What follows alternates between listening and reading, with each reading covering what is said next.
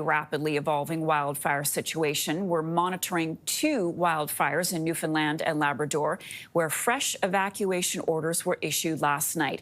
Both out-of-control wildfires continue to rage in the Avalon Peninsula. The Kingston fire has forced residents to flee from their homes from the town of Small Point, Adams Cove, Blackhead Broad Cove, and the unincorporated area of Kingston. The Hollywood fire on the south is forcing evacuations in sections of the town of Holyrood and the town of Conception Bay South. CTV's Scott Hurst has more for us this morning. Scott, we've got a number of fires now burning across the country on the West Coast, several of them still out of control.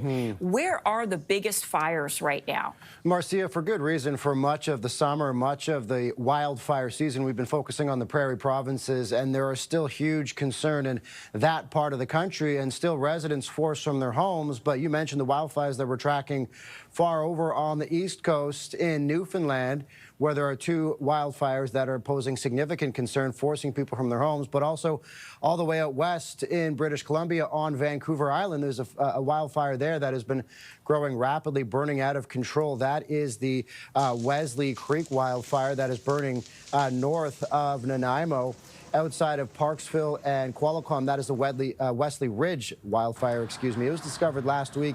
It is growing again now to more than 511 hectares, with an evacuation order issued for the regional district of Nanaimo. Here's more from BC Wildfire Service on this latest wildfire threat, specifically on Vancouver Island right now.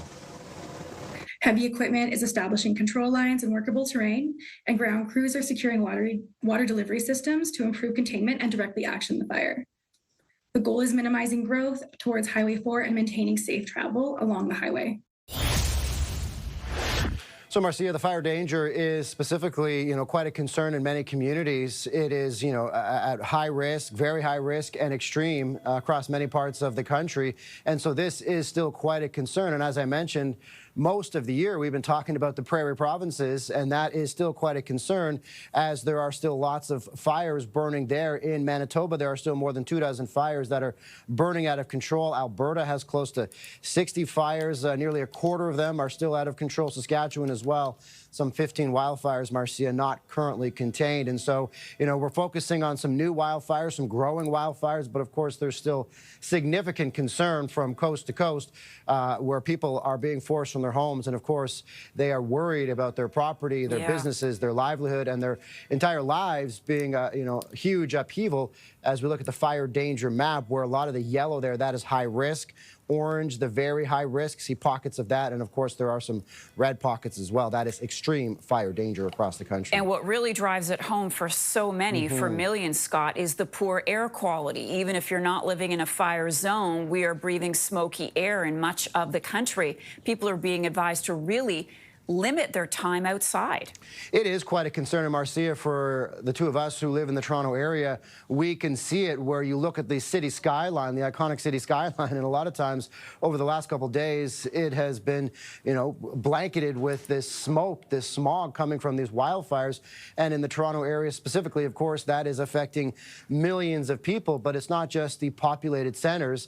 As you mentioned, leading into me, Toronto has some of the worst air quality in the world, and there are air quality statements and alerts across many other parts of this country. So you don't have to be near the source of the fire to feel the effects of the wildfire smoke, and it is incredibly concerning, particularly people with underlying breathing conditions, for senior citizens and infants as well. And so people are being urged to limit their time outdoors, particularly midday, when it is also hotter as well. And so a lot of people have to take precautions right now, Marcia, even though you may not be anywhere close to where these wildfires are burning.